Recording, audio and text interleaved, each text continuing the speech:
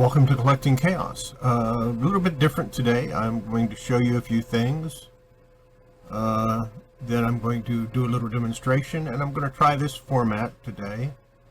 So you get to look at me. Can't have everything you want, right? You won't see as much as these. First thing I'm going to show you is some things I got recently. These are Big Little books. This one, I believe, is from 1972. Don't know if you can see it too good. And it's Woody Woodpecker.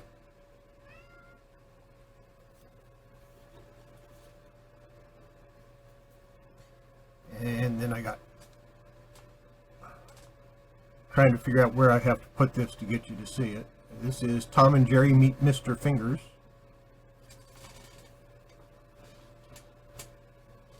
And it's still from 1972, I believe. Donald Duck. This one has a sticker over it. I'm going to try to remove that. Don't know if I'll be able to or not, but I'm going to give it a shot. I think I paid about $3 a piece for these, maybe $4. Then I have a Lassie Adventure in Alaska. And the thing one of the things I like about Big Little books is you have the story and then a picture on every single page, and I always thought that was kind of cool.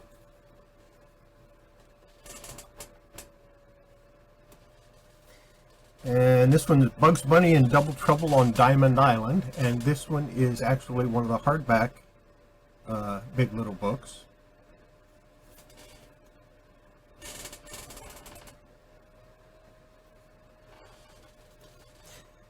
And here's another Woody Woodpecker. This one is Sinister Signal.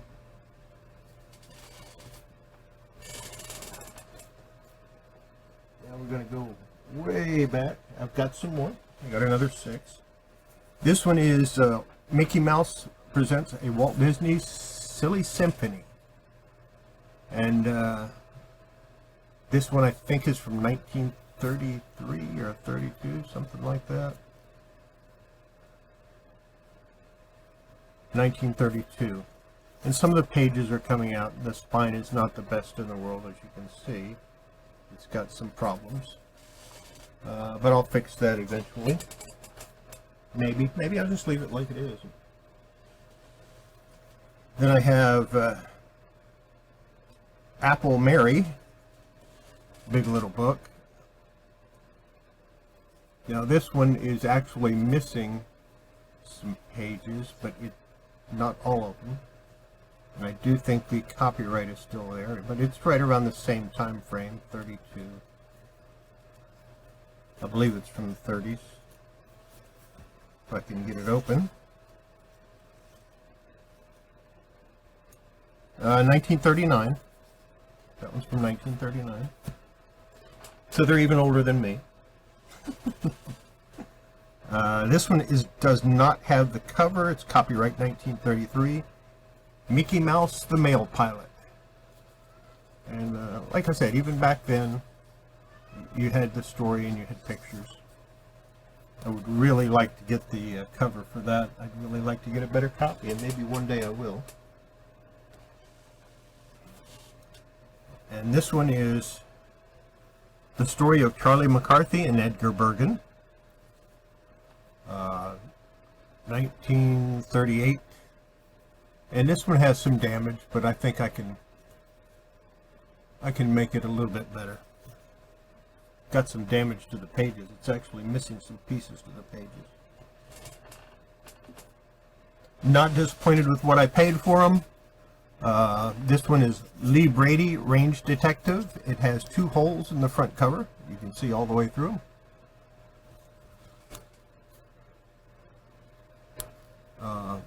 And this one is from,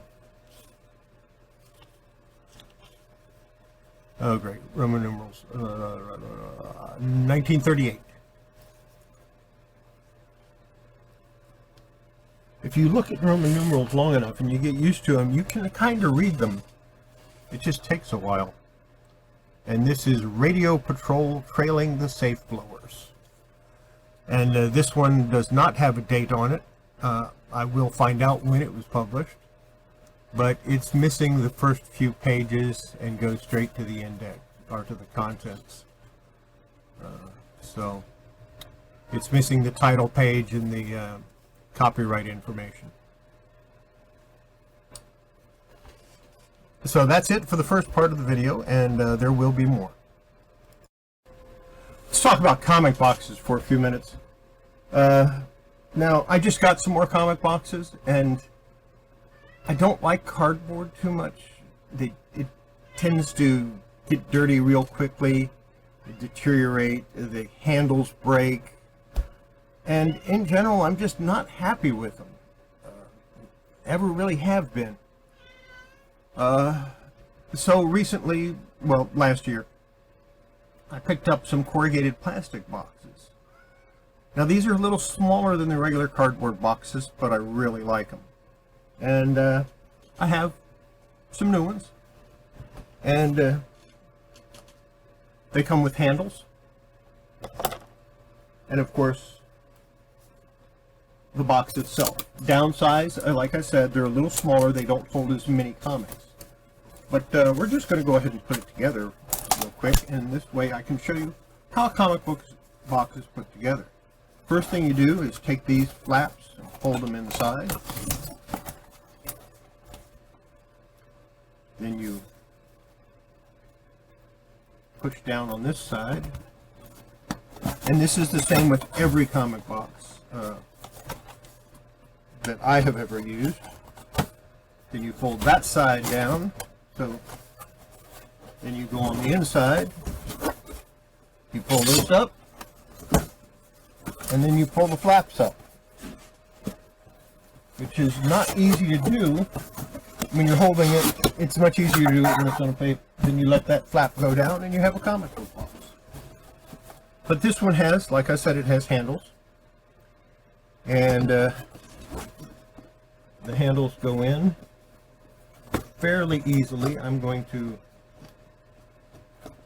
see if I can get this right the first time. Sometimes they go in easily, sometimes they don't.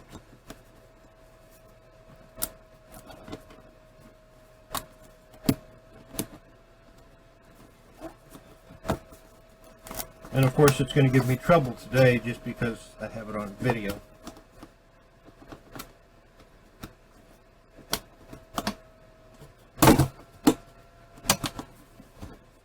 There you go. No chance of a paper cut on your hand, and I haven't had that happen when I pick up this box. Put the other one on the other side, and this will be probably out of the range of your camera, or my camera.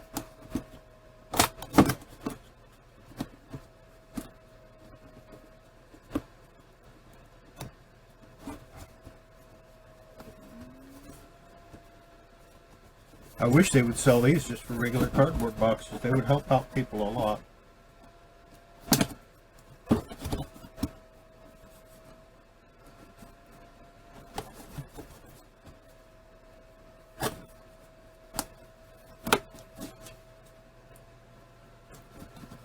And it didn't go all the way in on the bottom.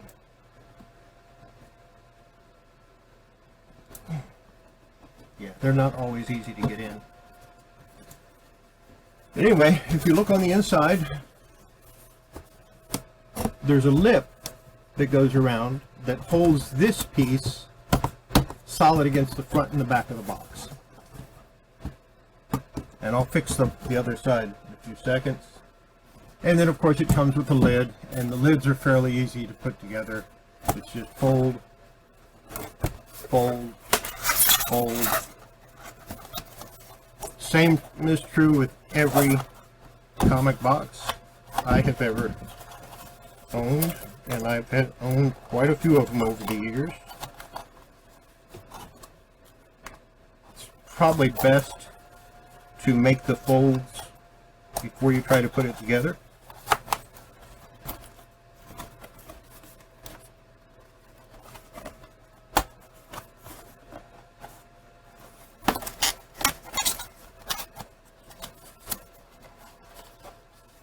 And this holds roughly 150 to 175 comics, unbagged and boarded.